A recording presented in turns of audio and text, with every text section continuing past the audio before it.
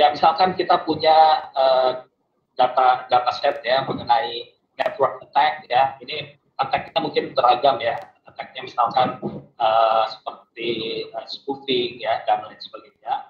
Nah, apa yang kita lakukan? Ya, kita biasanya di dalam machine learning ataupun deep learning mengikuti flow sebagai berikut.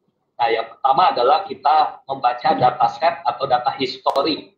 Nah, kenapa harus dataset atau data history? Karena penggunaan machine learning atau deep learning pasti menggunakan data history atau data set ya. Jika kita tidak memiliki data history atau data experience, pastinya kita tidak bisa menggunakan pendekatan machine learning ataupun deep learning. Kita bisa menggunakan pendekatan artificial intelligence yang lainnya. Nah, jadi data history mengenai network attack ini kita kumpulkan. Misalkan network attack-nya tipenya misalkan ada DDoS, kemudian spoofing, ya, man in the middle dan lain sebagainya. Nah, kita kumpulkan. Nah, datanya misalkan adalah paket dalam jaringan kita, paket yang dikirim. Kemudian kita punya labelnya ini tipe serangannya. Selain serangan mungkin ada yang normal ya, kelas normal. Jadi kita misalkan ada 4 jenis serangan ditambah dengan 1 kelas normal ya. Jadi masing-masing misalkan kita kumpulkan masing-masing 100 data. Nah, setelah kita kumpulkan 100 data, mungkin data paketnya itu ada yang miss ya, atau misalkan range-nya yang terlalu jauh. Nah, apa yang kita lakukan? Kita lakukan pre-processing data. Kita bersihkan data-datanya sehingga menghasilkan data yang sudah siap untuk diproses oleh machine learning atau deep learning. Nah, berikutnya itu akan dikirimkan ke splitting data ya. Biasanya kita ada acuannya, misalkan 70 berbanding 30. 70% dari data yang kita kumpulkan kita bagi sebagai data latih dan sisanya 30-nya sebagai data uji seperti itu. Data latih akan kita manfaatkan untuk melatih model kita ya. Modelnya di sini menggunakan deep learning. Nah, deep learning ini sebenarnya neural network yang sudah deep ya arsitekturnya. Sebagai contoh misalkan kita menggunakan deep neural network. Nah, nanti data ini akan di forward ke dalam deep neural network, akan dilatih dengan model deep neural network. Nah, sehingga akan dihasilkanlah model yang cerdas, yang dapat menerima paket-paket dalam jaringan dan menghasilkan output apakah terjadi serangan atau tidak. Apakah terjadi serangan, misalnya serangan yang pertama spoofing, yang kedua misalnya DDoS dan lain sebagainya. Nah, nanti karena ini sudah sistemnya cerdas, ya, dia sudah dapat menerima input berupa paket dan menghasilkan prediksi berupa kelas, ya. Tadi ada 5 kelas. Nah, berikutnya kita perlu melakukan validasi terhadap model ini dengan memanfaatkan data testing kita, data uji kita manfaatkan untuk untuk validasi apakah tepat atau tidak. Nah, akan dihasilkanlah evaluasi performance ya, di sini. Nah, setelah itu baru kita lakukan inference. Inference adalah menanamkan model yang sudah kita latih dengan deep learning ke dalam sistem kita. Bisa itu kita terapkan dalam API, bisa kita terapkan dalam server kita dan lain sebagainya. Nanti akan saya bahas di akhir. Oke, next. Nah, ini sebagai contoh data-datanya sebagai berikut ya. Ada sebagai contohnya ada protokol type, ada TCP atau UDP ya. Kemudian ada service-nya misalkan HTTP, HTTPS, FTP dan lain sebagainya. Kemudian ada flag-nya ya. Kemudian ada source bytes-nya berapa byte ya di source-nya, kemudian destination bytes, kemudian ada seed dan ACK dan lain sebagainya. Dan terakhir kita memiliki labelnya dalam bentuk categorical data ya. Next. Oke, tadi sudah saya jelaskan pre-processing. Next. Nah, ini mungkin kita masuk ke dalam pre-processingnya. Nah, ini sebagai contoh, misalkan dengan bahasa pemrograman Python, kita bisa melakukan pre-processing data. Sebagai contoh, misalkan jenis serangannya, misalkan guess password ya. Nah, ini misalkan kalau jenis serangannya guess password, karena datanya sedikit kita abaikan. Jadi kita belum latih guess password. kemudian yang lain-lainnya. Jadi ini pre-processing ini kita merapikan data kita, menghapus data yang tidak diperlukan dan sebagainya. Next. Next. Ya, berikutnya tadi split data, kemudian training. Oke, next. Nah, trainingnya di sini kita bisa menggunakan model deep learning. Ya, salah satunya adalah dengan model deep neural network.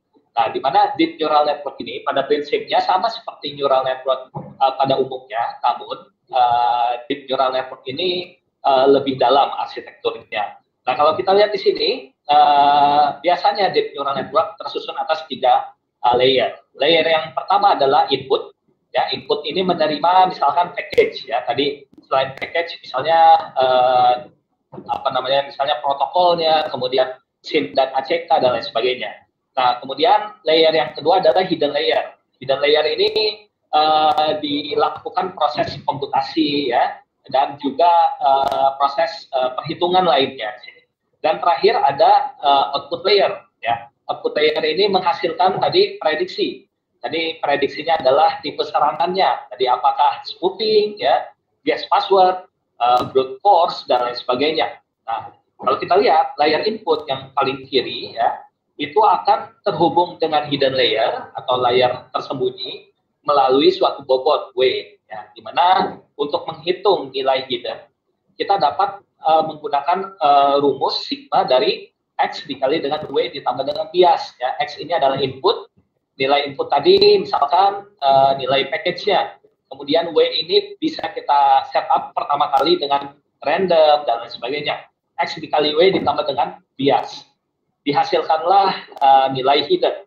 Namun, nilai hidden di sini biasanya akan sangat besar ataupun sangat kecil dan akan bervariasi setiap hidden masing-masing neuron di dalamnya. Sehingga apa yang kita lakukan adalah membuatnya menjadi satu range tertentu. Misalkan kita ingin menjadikan semua output dari hidden layer ini sebagai nilai di antara 0 dan 1. Nah, sehingga kita membutuhkan suatu fungsi aktivasi di sini. Kalau kita lihat fungsi aktivasinya ada banyak beragam ya. Misalkan ada ReLU, ada sigmoid ya, kemudian ada tangen hyperbolik dan lain sebagainya. Ataupun kita bisa menggunakan fungsi aktivasi yang standar yang kita gunakan misalkan pada perceptron ya, seperti sine, fungsi sine ya, atau fungsi-fungsi lainnya, step function ya, seperti itu. Nah, misalkan di sini kita menggunakan sigmoid dengan fungsi aktivasi sigmoid keluaran dari hidden layer. Ini akan kita ubah menjadi suatu nilai range di antara 0 sampai dengan 1. Kenapa? Karena rumusnya adalah 1/1 plus eksponen pangkat negatif X. Nah, di mana setiap kita masukkan negatif X di sini, misalkan negatif X ini adalah keluaran dari hidden-nya, nilainya misalkan 80. Apapun kita masukkan ke dalam fungsi sigmoid tadi, maka dia akan berubah menjadi nilai di antara 0 sampai dengan 1. Seperti itu. Semakin dia besar, kemungkinan akan semakin mendekati, semakin dia negatif, maka dia akan mendekati nilai 0, seperti itu. Nah, kemudian akan diteruskan ke dalam layer output, ya, di mana layer output ini akan terjadi proses komputasi, kita hitung lagi nilai keluaran dari hidden yang sudah diaktifasi akan dikalikan dengan bobot dari outputnya, ya, misalkan outputnya dapat kita hitung atau prediksi ya. Ini dalam hal ini prediksinya. Prediksinya dapat kita hitung dengan rumus sigma dari hidden yang sudah diaktifasi dikali dengan bobot. Misalnya bobotnya kita nyatakan dengan U. Ya, kemudian ditambah dengan bias sama. Nah, hasilnya itu akan berada dalam satu range tertentu. Misalkan tadi kelasnya ada 5, berarti nilai outputnya antara 0 sampai dengan 4. Ya. Kalau 0 prediksinya itu artinya dia berada di kelas 0. Sebut saja misalnya kelas 0 ini adalah normal. Kemudian ketika nilainya 1, dia akan masuk ke dalam brute force. Kalau 2 misalkan tipenya adalah spoofing dan lain sebagainya. Nah, jadi dia akan melakukan prediksi. Nah, ketika kita dapatkan suatu nilai prediksi, kita nyatakan dengan YP, ini akan kita coba sesuaikan atau kita samakan dengan ground truth atau label. Ya. Nah, ground truth atau label kita, misalkan hasil data yang sama, labelnya adalah 1. Namun, prediksi kita adalah 4. Artinya ini tidak sama. Ya, antara apa yang diprediksi dengan apa yang menjadi label atau ground truth tidak sama. Sehingga apa yang kita lakukan adalah kita mengukur errornya dengan sebenarnya banyak ya untuk mengukur error. Kita bisa menghitung dengan formula negative log likelihood, ataupun kita bisa mengukurnya dengan yang paling umum adalah mean square error. Kita coba ukur dengan mean square error. Misalnya rumusnya adalah 1/n akar dari prediksinya, Y prediksi dikurangi dengan Y labelnya dikuadratkan. Nah, hasilnya adalah error ini. Ya, nilai error ini akan kita manfaatkan untuk mengubah bobot-bobotnya. Nah, kenapa bobotnya harus diubah? Karena selain bobot tidak ada lagi yang bisa diubah, ya, hanya bisa bobot yang diubah seperti itu. Bentar, ini sepertinya ada kendala. Oke, jadi hanya bisa nilai bobot yang diubah. Nah, cara mengubah nilai bobotnya adalah kita perlu mendapatkan nilai error, kemudian kita turunkan terhadap masing-masing bobot.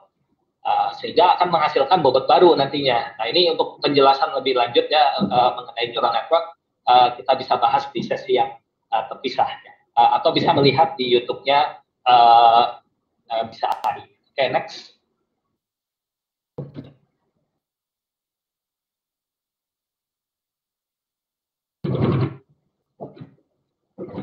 Oke, ya ini tadi arsitekturnya. Next, boleh di next.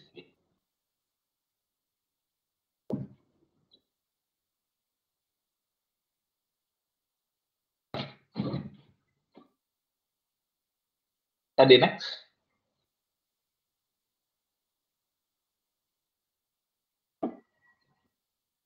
Oke, berikutnya setelah kita latih dengan model deep neural network, kita bisa melakukan evaluasi terhadap model yang sudah kita bentuk. Misalkan kita evaluasinya dengan yang umum ya, misalnya dengan precision, dengan akurasi, dengan recall, dengan F-score dan lain sebagainya. Bentar. Ini suara saya terdengar ya Bapak Ibu ya? Atau suaranya tidak jernih, Mas Alfi, boleh bantu ini dicek? Jelas kok, Pak.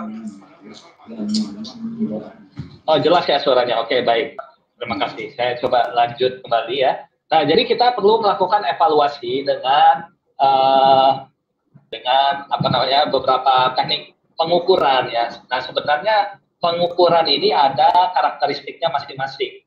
Ketika domain yang kita teliti misalkan NLP ya atau misalnya teks, kita bisa menggunakan pengukuran misalkan dengan Gluesform. Kemudian ketika domain kita adalah gambar, kita bisa menggunakan pengukuran misalkan negative log likelihood. Kemudian ketika domain kita gambar, kita bisa dengan pengukuran lainnya. Nah, namun di sini ketika pengukurannya general, kita bisa menggunakan akurasi, precision, recall, dan F-score seperti itu.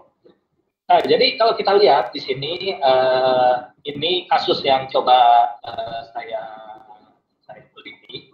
Ini dengan data yang tadi sudah saya perlihatkan, ini kita bisa menghasilkan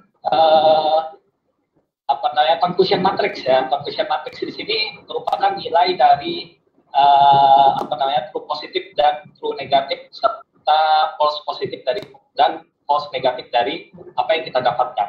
Nah, kalau kita lihat hasil pengukuran saya di sini adalah membentuk diagonal matrix ya, yang berarti banyak nilai yang valid ya, sehingga errornya ini sedikit ya, seperti itu. Next. Nah, selain itu bisa dengan precision, recall, F-score juga bisa kita gunakan. Ini sudah pernah dibahas sebelumnya di YouTube-nya MSAI. Mungkin boleh berkunjung Bapak Ibu bagi yang ingin detail mengenai perhitungan evaluasi dari model. Oke, next. Oke, baik. Tadi saya sudah jelaskan mengenai deep learning ya. Lebih khususnya adalah arsitektur deep neural network. Nah, jadi deep neural network ini sebenarnya tidak hanya digunakan untuk kasus networking saja, tapi untuk kasus-kasus umum yang mungkin belum ada polanya dengan dataset yang sudah ada, kita bisa bisa menggunakan deep neural network ini. Nah ini kalau deep neural network ini pun bisa kita gunakan dengan data real ya. Misalkan Bapak Ibu dapat paket dari suatu jaringan atau server, ini bisa kita manfaatkan untuk melatih model yang mana bisa menerima input berupa misalnya package dan menghasilkan output berupa apakah ada serangan atau tidak, seperti itu.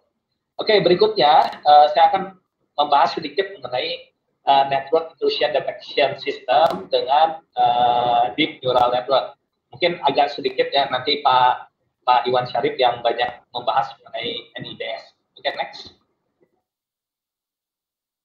Ya, baik, ini sekilas mengenai NIDS ya, Network Intrusion Detection System. Jadi ini sebenarnya kalau kita sistem networking administrator, mungkin kita sudah bisa menggunakan beberapa tools ya untuk mendapatkan informasi apakah ada network intrusion di dalam.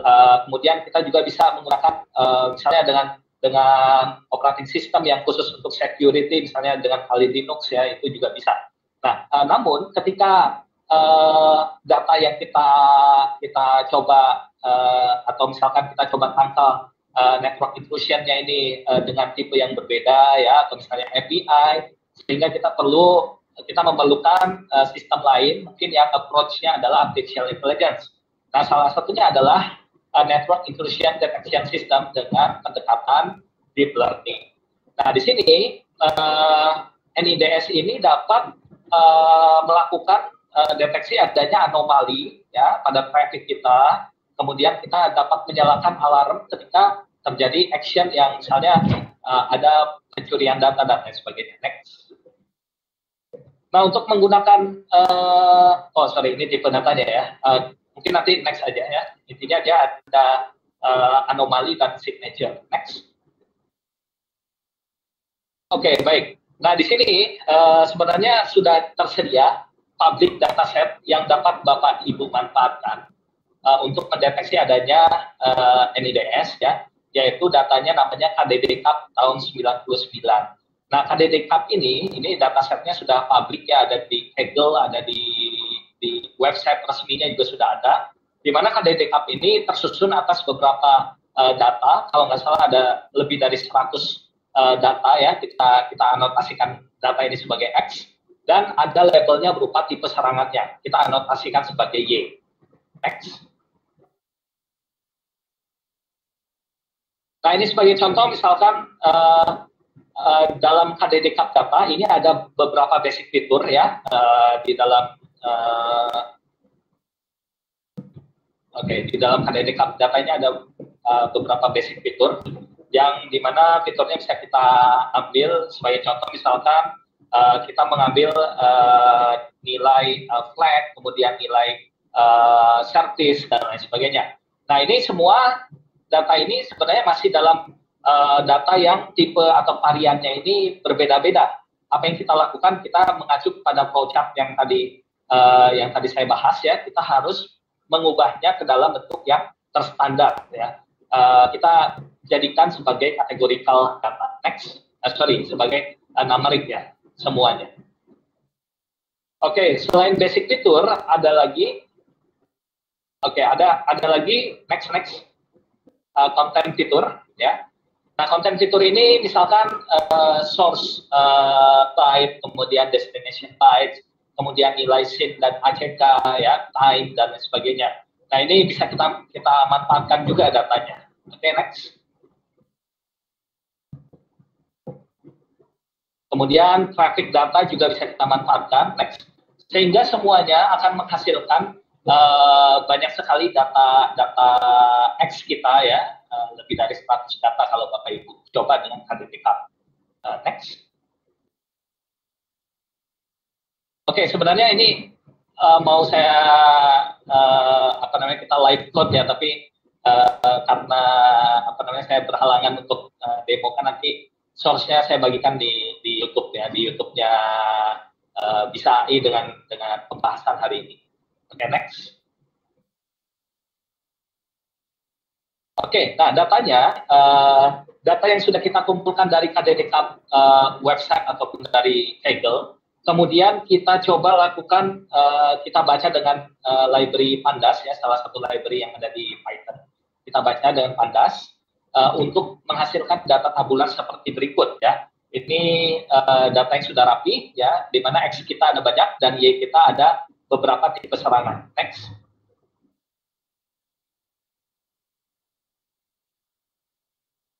Oke, berikutnya sebelum ini ada nggak back lagi?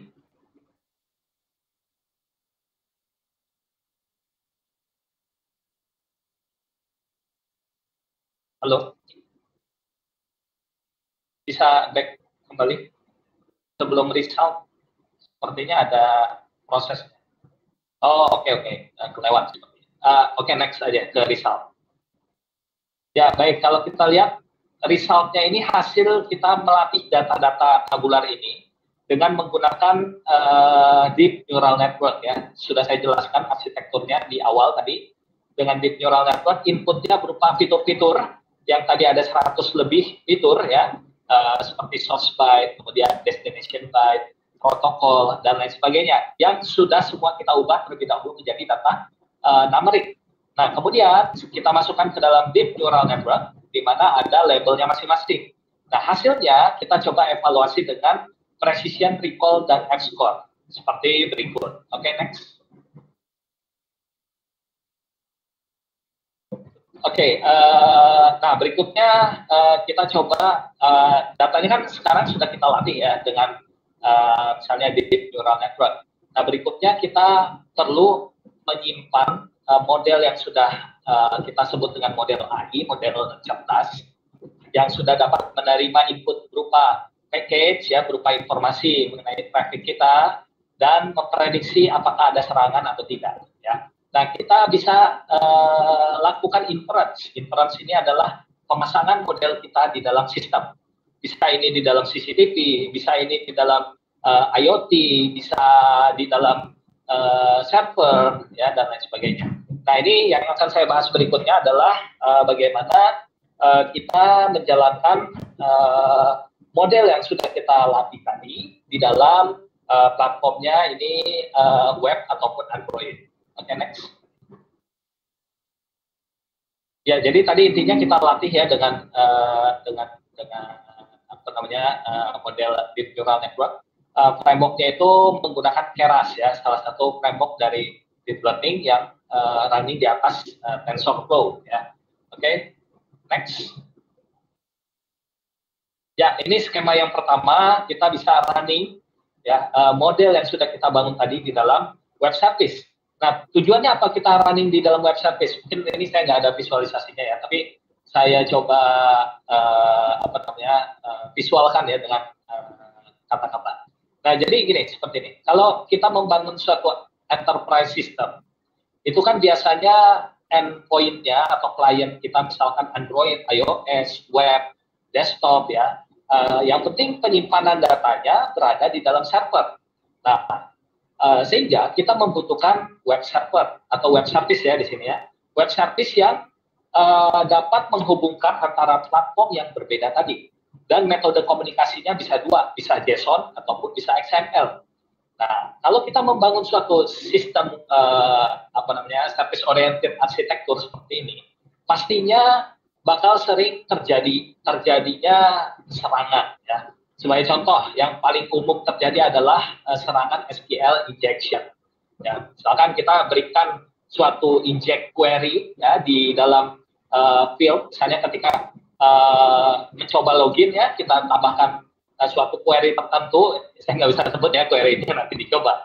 Oke, query tertentu itu nanti akan bisa kita apa namanya bisa kita masuk ke dalam sistem atau kita menghapus semua data. Nah, itu terjadi karena apa namanya karena adanya injection tadi. Nah, kemudian sebenarnya tanpa NIDS kita bisa mencegahnya. Misalkan kalau pembuatan backend kita menggunakan prepare statement, ya. Prepare statement ini salah satu cara untuk menangkal adanya injection, ya, query, ya. Di mana kita, ya, mungkin pembahasannya terpisah nanti mengenai prepare statement. Nah, namun cara berikutnya yang paling bukan paling ya, tapi yang baru dimulai ini adalah kita menyisipkan program berbasis deep learning untuk mengetahui apakah ada serangan pada API atau tidak, seperti itu. Nah, caranya adalah seperti di diagram ini skema web service kita, ya, ada endpoint, ada Android, ada iOS, ada CCTV, ada IoT, dan lain sebagainya. Dan ada server, semuanya terhubung ke dalam API. Nah, API-nya akan kita lakukan inference dengan model yang sudah kita bangun tadi. Tentu saja data X-nya itu akan berbeda, tidak seperti yang tadi saya jelaskan. Misalkan yang saya jelaskan tadi adalah package. Kalau di sini mungkin data X-nya adalah berupa teks, ya, sehingga nanti dia akan menerima input berupa teks, apakah teks ini termasuk inject query atau tidak, seperti itu. Next. Oke, baik. Berikutnya adalah, nah, seperti itu. Oke, berikutnya ini kita bisa terapkan endpoint kita misalkan dengan Android, ya, ataupun dengan PHP, ya, seperti itu. Next. Oke, berikutnya kita juga bisa, nah ini kan yang pada umumnya sekarang banyak dilakukan, ya, saat ini karena kemajuan teknologi. Salah satunya misalkan kita bisa melakukan streaming CCTV, ya, untuk mendeteksi adanya untuk apa namanya surveillance kamera, atau misalnya sekarang kan sudah banyak yang otomatis, ya, misalnya mendeteksi orang lewat CCTV dan sebagainya. Nah, di sini kita juga bisa menangkal adanya serangan dengan kita bisa menangkal adanya serangan dengan memanfaatkan deep learning. Mohon maaf, suara saya ini jelas nggak ya? Ini saya nggak bisa lihat ininya. Jelas, Pak. Masih jelas. Agak. Oke, baik. Iya, jelas, Pak. Oke, baik. Saya coba lanjutkan kembali, ya. Nah, jadi misalkan kasusnya di sini adalah streaming. Nah, streaming ini biasanya kita bisa memanfaatkan third-party application seperti Kafka. Kafka ini berfungsi untuk streaming application, streaming teks, dan lain sebagainya, streaming video. Nah, ini kita bisa terapkan di dalam, bukan di dalam Kafka, ya, tapi di dalam backend kita yang terhubung di dalam Kafka, inference dari deep learning, seperti itu. Next.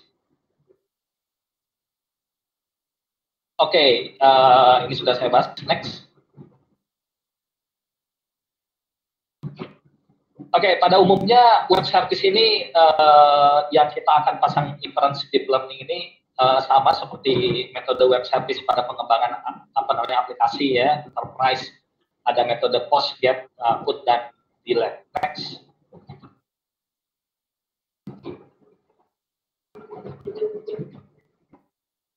Next.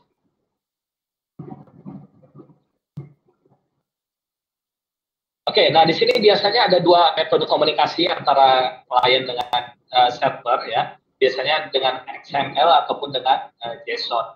Nah, ini ketika kita menggunakan XML, maka mungkin kita latihnya juga dengan data yang berbeda, gitu, dengan ketika kita menggunakan JSON. Next. Oke, ini istilah pada umumnya ada request, ada response, ya. Request ini adalah request dari endpoint terhadap server melalui web service, sementara respon adalah respon yang dikeluarkan dari server terhadap client. Next. Next. Ya, ini request, kemudian ada response. Nah, kemudian ketika Bapak Ibu ingin mengimplementasikan, ya, kita bisa memanfaatkan Python Flash untuk implementasi dari web service. Nah, kemudian model yang sudah kita latih dengan Python tadi, ini akan kita inference-kan atau kita tanam di dalam Python Flash, ya. Oke, next. Kita lihat sampel code-nya.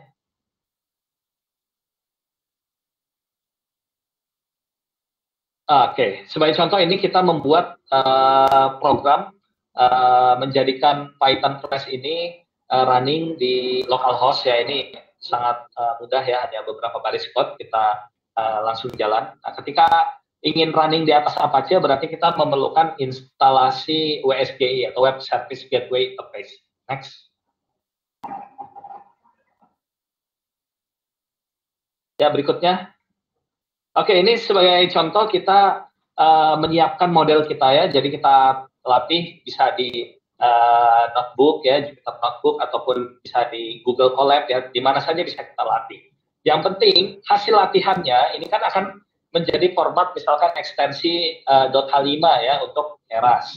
Ataupun ketika kita menggunakan scikit-learn untuk kasus machine learning, kita menghasilkan ekstensi .pkl atau pickle ya. Nah, file yang dihasilkan dari latihan inilah yang akan dimanfaatkan pada inference ya. Nah, oke, next. Apa yang dilakukan di inference? Maka kita akan membuat suatu fungsi baru di dalam Python Flash kita yang isinya adalah memanggil model H5 tadi atau model dari PKL tadi yang isinya adalah deep learning atau machine learning model. Kita panggil ke dalam fungsi yang kita siapkan seperti ini. Nah, sehingga nanti ketika ada request dari klien, maka yang pertama kali dilakukan adalah pengecekan apakah ada serangan atau tidak, atau valid atau tidak dan sebagainya. Nah, namun kita harus tetap memperhatikan prinsip dari API ya, di mana misalkan response time-nya harus lebih kecil daripada 200 ms ya, atau misalnya response body-nya harus ada ya, atau misalnya jangan sampai respon body-nya kosong karena terlalu lama idle ya, karena ada program deep learning kita di sini sebelum mengakses database seperti itu. Next. Ya, kita bisa menggunakan aplikasi pihak ketiga seperti Postman ya, Postman ataupun dengan HTTP akses ya, itu juga bisa kita lakukan pengujian API kita. Nah, misalkan kalau hasil running testingnya itu lebih kecil dari 200 ms dan ada request respon body-nya keluar dan juga sudah bisa masuk terlebih dahulu ke sistem cerdas kita, maka itu sudah bisa kita jalankan ya real time di dalam server kita. Jadi kita latih dulu mau dimanapun itu, di Colab mau di Jupyter Notebook, nanti tinggal kita dapatkan kita terapkan di dalam API kita seperti itu. Berikutnya. Nah, mungkin karena terbatas waktunya kita bisa juga nanti kita coba adakan bootcamp mengenai security ya, lebih detail, lebih hands on, kita nyobain ngoding sampai dengan implementasi di dalam jaringan kita. Mungkin ini saya ceritakan dulu kulitnya seperti ini. Kemudian kenapa pakai Python lagi ya, karena ini kolaborasi ke database-nya mudah ya, mau ke NoSQL, ke MySQL, mau ke Postgre, ini juga sangat mudah dengan Python. Nah, sehingga integrasinya ini cukup mudah. Next. Berikutnya.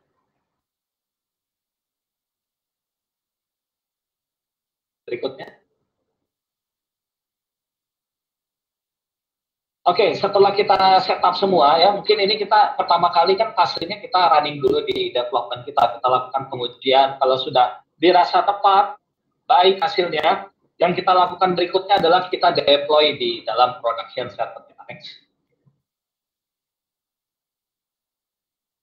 Ya, ini sama seperti yang tadi, tapi tambahannya adalah WSGI. Nah, kalau di production, kalau bisa jangan menggunakan web server bawaan dari Flash-nya. Kita bisa menggunakan web server lain seperti Nginx ataupun MySQL yang dimana running di atasnya adalah Python. Berikutnya.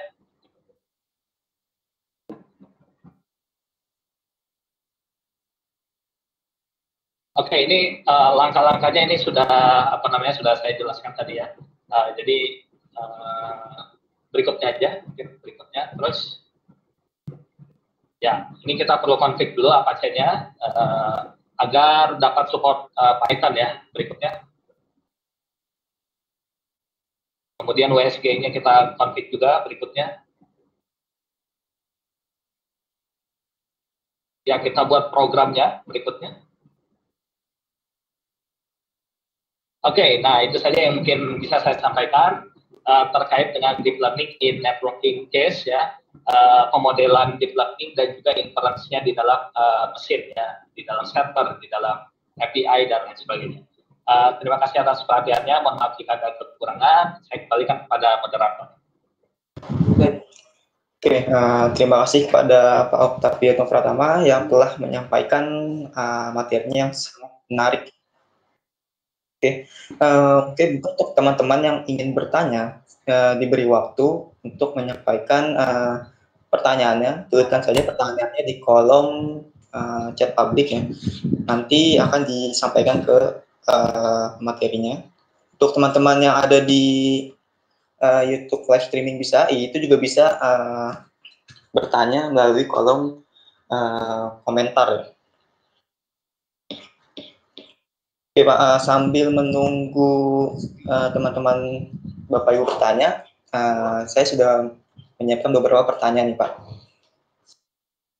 Oke, untuk pertanyaan yang pertama mungkin apakah ada proses khusus gitu Pak untuk melakukan klasifikasi network attack? Karena kan dilihat juga datanya juga cukup sulit ya dibacanya, khususnya untuk orang-orang yang memang belum mengerti tentang network security.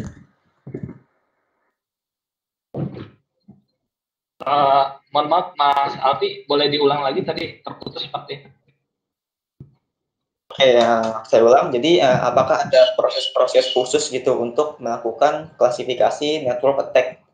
Karena bisa dilihat tadi datanya juga cukup rumit ya, khususnya untuk teman-teman yang memang masih awam gitu di dalam bidang network security. Oke, baik, terima kasih. Jadi seperti ini, kalau kita kan sebenarnya kalau di AI itu modal dasarnya, terutama AI-nya approach-nya adalah machine learning ataupun deep learning. Modal dasar kita adalah kita punya data. Ya. Kalau kita tidak ada data, maka approach machine learning ataupun deep learning agak sulit kita lakukan. Nah, sehingga apa yang kita lakukan pertama kali adalah mendapatkan data. Seperti itu. Nah, datanya, kalau domain yang kita teliti atau kita kerjakan, kalau saya sebenarnya saya tidak meneliti di networking, tapi saya mengerjakan karena kan ada apa namanya, misalkan di BSI ada beberapa produk ya yang memerlukan security. Nah, artinya kan practical seperti itu. Nah, di sini kalau kita lihat ya, datanya sebenarnya bisa kita peroleh dari sistem administrator atau network administrator. Ya, jadi misalnya kita menggunakan tools atau misalnya dengan WhatsApp, kita dapatkan package-package-nya atau misalnya kita di Apache kita simpan ke dalam log setiap yang mengakses dan lain sebagainya. Sehingga kita memiliki data di sana. Nah, data yang kita peroleh sebenarnya kan belum ada label, belum ada ya label tadi ini ada serangan atau normal ini seperti itu. Nah, disinilah effortnya. Apa yang kita lakukan? Kita meminta network security atau ya network administrator ya agar bisa melabeling datanya. Dengan package seperti ini, apakah ini termasuk normal connection atau ini termasuk ada attack seperti itu? Bisa dilihat dari mana? Sebenarnya simpel seperti ini cara melihatnya. Misalkan ketika ada seseorang yang pada waktu tertentu dia melakukan pemasukan data berupa password ya, kemudian beberapa timestamp berikutnya ada lagi memasukkan password. Nah, ini bisa dicurigai ini sedang terjadi proses brute force seperti itu. Nah, sehingga kita tandain ketika ada seseorang yang seperti ini dengan timestamp-nya berdekatan ya, kemudian package yang dikirimkan sama, nah itu adalah proses brute force. Sehingga yang dilakukan network administrator ya atau security administrator adalah memberikan label terhadap package tersebut. Oh, ini adalah dicurigai sebagai brute force. Nah, sebagai contoh lagi, misalkan ketika memasukkan PIN berkali-kali, kan? Atau misalnya ya banyak ya sebenarnya kasusnya seperti itu. Nah, itulah yang data mungkin Bapak Ibu bisa melihat di KDDCAP ya. Datanya itu kalau yang dikasih label sebagai attack berarti ada karakteristik tertentu di sana. Apakah tadi misalkan timestamp-nya berdekatan dan package yang dikirimnya sama, atau misalkan berkali-kali memasukkan password. Nah, itu kan berarti kita sudah bisa sudah bisa menentukan ini adalah terjadinya serangan seperti itu. Jadi saya summary lagi ya. Jadi yang pertama kita harus memiliki data. Datanya setelah kita dapatkan dari network administrator atau sistem administrator, kemudian kita berikan label. Ya mungkin yang memberikan labelnya sama network adminnya. Gitu. Kemudian setelah itu kita latih dengan dan terakhir kita inference. Seperti itu Mas Albi. Oke, terima kasih Pak Oktaf atas jawabannya. Ada yang bertanya nih Pak dari peserta. Jadi apakah IDS ini bisa dijalankan secara real time atau hanya bisa dijalankan secara offline gitu, membaca datasetnya? Oke, baik, terima kasih pertanyaannya. Jadi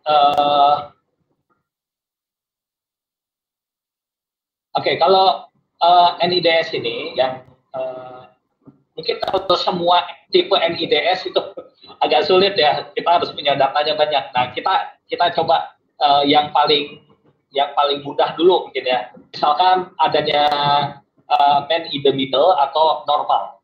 Bedainnya gitu dulu aja. Nah, man in the middle kita harus tahu karakteristiknya bagaimana, package-nya ketika seperti apa yang dapat kita capture. Nah, jadi dua dulu saja kelasnya, normal atau terjadinya man in seperti itu. Jadi setelah kita punya, ya kita jalankan coba real time. Caranya bagaimana ya? Tadi saya jelaskan. Halo. Oke, terdengar ya. Oke, jadi caranya bagaimana? Caranya sama seperti yang tadi saya jelaskan agar real time. Yang kita lakukan adalah kita latih datanya, kemudian inference-nya kita tanam di dalam sistem kita seperti itu. Tapi kalau mau yang lebih simpel lagi, Bapak Ibu boleh coba yang sistem API ya.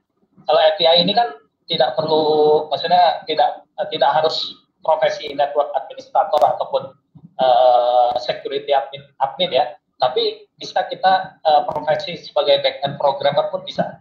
Sebagai contoh, misalkan saya buat API, API-nya misalkan contohnya adalah API ya, misalnya jual beli misalnya.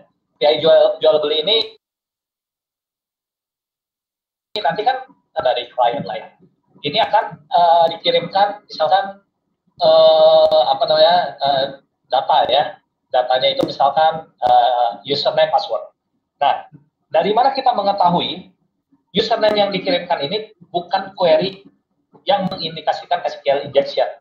Kan kalau tidak ada sistem AI ya kita nggak tahu gitu kan query-nya apa.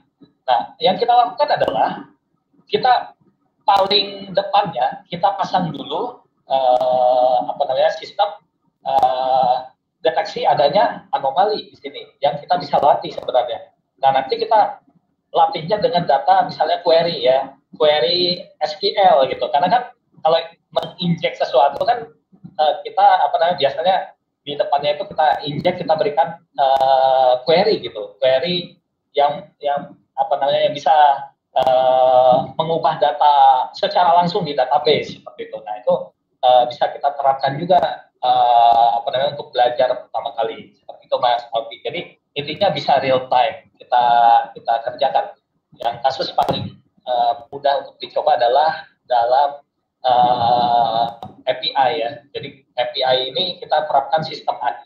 Nah, ini akan saya bahas nanti pada bootcamp information security. Tanggalnya bisa dicek di Instagramnya BISA.ai ya. Jadi kita menerapkan neural network ini di dalam API security seperti itu. Oke, terima kasih Pak Oktaf atas jawabannya.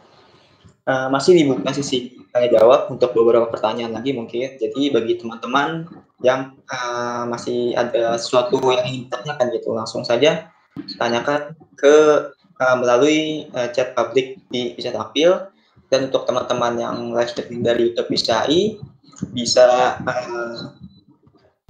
bertanya di YouTube melalui kolom komentar. Ada pertanyaan nih Pak dari salah satu peserta di channel YouTube. Jadi selama ini sudah mencoba deteksi serangan apa saja gitu untuk melalui pendekatan deep learning tadi. Jadi Mohon maaf, sebentar Mas Alfi, ini apa gangguan ininya. Pak. Oke, boleh diulang lagi.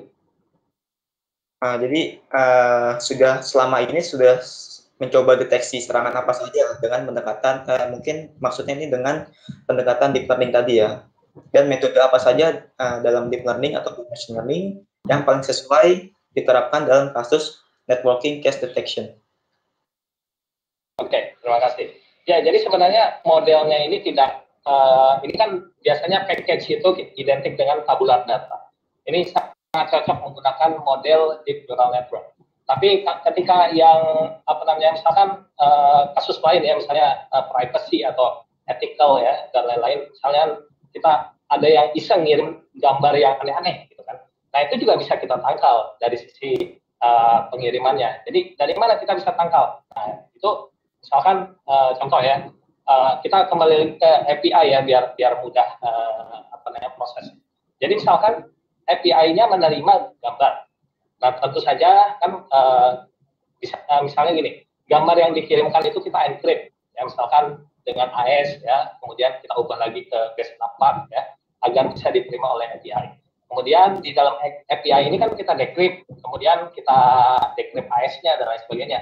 Nah kemudian di situ ternyata setelah di decrypt ini gambar yang aneh gitu kan, yang tidak boleh gitu harusnya. Nah apa yang kita lakukan? Misalkan kita Nah, yang kita lakukan adalah menerapkan model deep learning lainnya ya seperti model convolutional neural network seperti itu.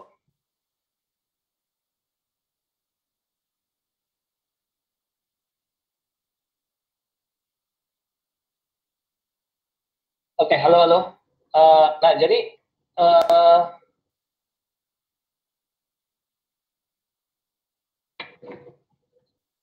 Oke, halo.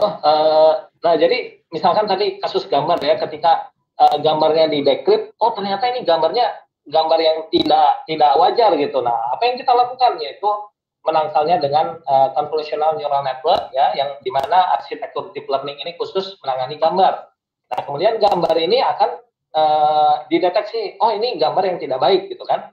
Apa yang dilakukan? Tolak gitu, tolak masuk ke dalam database atau masuk ke dalam sistem seperti itu. Jadi kalau tidak adanya sistem deteksi ya, ini tidak hanya networking ya, tapi tadi ethical, privacy dan lain sebagainya. Kalau tidak ada sistem deteksi, ya berarti gambar yang aneh tadi bisa langsung masuk ke dalam data kita.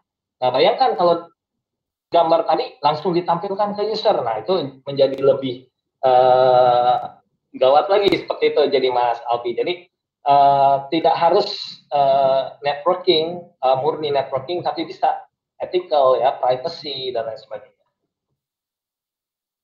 Oh, satu lagi ya tadi pertanyaannya, yang sudah dicoba apa saja? Ya kalau yang sudah dicoba sebenarnya lumayan banyak, tapi saya tidak bisa sebutkan ya karena ada konfidensialnya seperti itu. Oke Pak, terima kasih atas jawabannya. Sambil menunggu pertanyaan teman-teman yang lain, saya ingin menginformasikan ya, karena sudah ada beberapa peserta juga yang menanyakan mengenai event dari WISA-I seperti bootcamp dan lain-lain. Nah, teman-teman bisa cek aja event yang diselenggarakan oleh WISA-I di website ini yang saya tuliskan di kolom public chat. Dan itu ada satu lagi mungkin Mas Alfi di Instagram ya, kalau bootcamp tidak ada ditampil. Iya, oke, untuk teman-teman yang ingin mendapatkan informasi lebih lanjut gitu mengenai bootcamp dan lain sebagainya, event-event WISA-I, itu bisa langsung follow aja media sosial WISA-I, ada di Instagram, cari aja WISA-I, lalu jangan lupa juga untuk follow media sosial WISA-I yang lain seperti YouTube, Medium, dan lain sebagainya. Ada Facebook dan juga ada Twitter juga dari WISA-I. Jadi saya sarankan untuk memfollow media sosial tersebut ya, agar informasi-informasi seperti yang ditanyakan beberapa peserta, seperti kayak bootcamp security, diadakannya kapan dan lain sebagainya, itu bisa teman-teman dapatkan informasi tersebut. Jadi tidak ketinggalan untuk mengikuti event tersebut. Nah, ada lagi nih Pak satu pertanyaan lagi. Mungkin ini pertanyaan terakhir ya. Jadi sebelum kita tutup sesi tanya jawab ini, apakah ada algoritma yang recommended untuk digunakan selain neural network? Oke, baik, terima kasih. Jadi seperti ini, Bapak Ibu. Ketika kita menggunakan, saya berbicara mengenai neural network, tapi yang deep architecture atau deep learning ya. Nah, deep learning ini sebagai salah satu syarat ya, yang selama ini saya coba itu adalah kita memerlukan data yang cukup besar. Kalau datanya kita ada, tapi tidak besar, tidak banyak, kita bisa menggunakan model lain. Nah, salah satu contohnya adalah misalkan dengan model bias, itu juga bisa. Dengan decision tree, itu juga bisa. Dengan SVM, itu juga bisa. Nah, kapan kita menggunakan model-model machine learning yang tadi saya sebutkan? Ini ada karakteristiknya, misalkan data yang kita miliki ini, kalau kita petakan dalam ruang vektor, ya, kita representasikan dalam ruang vektor ini sudah intinya dia linear, ya, dapat dipisahkan secara linear antara kelasnya. Kita bisa menggunakan model seperti SVM, ya, seperti night bias dan lain sebagainya. Namun ketika kita visualisasikan dalam bentuk ruang vektor, di dalam ruang vektor ini tidak bisa dipisahkan secara linear, kita bisa menggunakan model lainnya yang memiliki kemampuan seperti itu, seperti neural network. Nah, jadi kalau kita menggunakan model machine learning, itu artinya ada effort tambahan yang perlu kita lakukan. Seperti apa? Misalkan kita melakukan ekstraksi fitur. Ekstraksi fitur itu adalah mendapatkan suatu nilai numerik, ya. Kenapa numerik? Karena machine learning, deep learning hanya bisa memproses numerik data seperti itu. Nah, kita lakukan ekstraksi fitur sesuai dengan karakteristik dari data kita. Sebagai contoh, misalkan ketika data kita adalah gambar, kita bisa ekstraknya misalkan dengan fiturnya, misalnya yang paling mudah adalah pixel, atau misalkan dengan fitur lainnya seperti fitur shift atau fitur serve.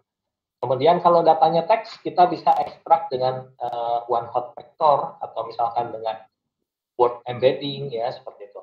Tapi kalau datanya misalkan, nah ini menarik nih. Kalau datanya data jaringan seperti apa?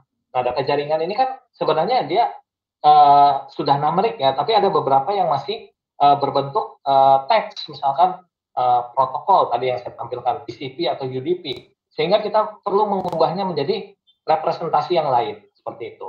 Nah, jadi effortnya sebenarnya cukup banyak, ya, baik dengan machine learning ataupun dengan deep learning. Nah, namun ketika kita menggunakan deep learning, deep neural network, deep convolutional neural network, deep recurrent neural network, itu tidak perlu lagi kita melakukan ekstraksi fitur secara manual. Sehingga kenapa? Karena di dalamnya sudah terdapat biasanya automatic feature extraction untuk CNN, ya, convolutional neural network.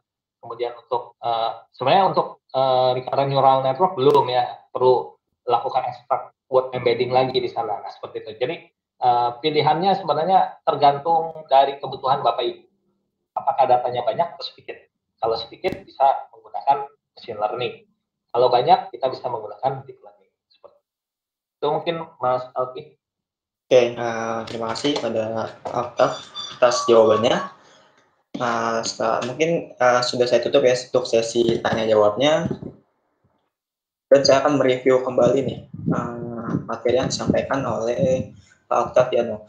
Jadi deep learning ini adalah subset dari artificial intelligence dan machine learning, ya, dan beririsan dengan data science atau data mining. Nah, deep learning ini merupakan advance dari teknologi machine learning ataupun neural network. Untuk pengimplementasian deep learning sendiri dibutuhkan data yang sangat banyak, ya, dan sudah bisa diakses juga datanya di public dataset. Itu bisa di teman-teman download atau cari sendiri di internet, yang khususnya untuk cache security di networking ini. Jadi deep learning ini bisa dibuat menggunakan bahasa pemrograman apapun, ya, tetapi lebih banyak yang menggunakan bahasa pemrograman Python. Kenapa demikian? Ya, karena kelebihan Python itu sendiri yang sangat memudahkan user untuk membuat model, khususnya model deep learning. Jadi misalnya seperti banyaknya library atau model yang support terhadap cache dalam deep learning itu sampai ke inference model tersebut. Nah, inference ini bisa dibilang sebagai meneruskan model yang kita buat ke dalam suatu aplikasi tertentu. Oke, adapun flow attack dari attack classification ini, yang pertama kita baca datasetnya, lalu pre-processing data tersebut, lalu kita bagi ke dalam data training dan data testing, kita training datanya, lalu kita testing modelnya, lalu terakhir kita evaluasi dengan data baru menggunakan model yang tadi kita latih. Nah, untuk serangan dari network sendiri itu ada beberapa. Ini ada yang disebut sebagai NIDS, yang merupakan metode yang dapat digunakan untuk mendeteksi aktivitas yang mencurigakan di dalam sebuah sistem atau jaringan. Kita dapat beberapa skema dalam jaringan, yaitu ada skema running dalam web service, dan ada skema running from streaming, dan lain sebagainya. Arsitektur secara sederhananya adalah kita akan menyimpan semua data dalam server dan memerlukan API untuk menjembatani data dari server ke klien. Nah, hal ini bisa menjadi celah untuk mendapatkan serangan pada jaringan. Nah, kita bisa mengatasi hal tersebut dengan memasukkan model AI yang tadi kita buat, yang dapat mendeteksi adanya kemungkinan serangan sehingga menjadi lebih aman. Oke, seperti itu.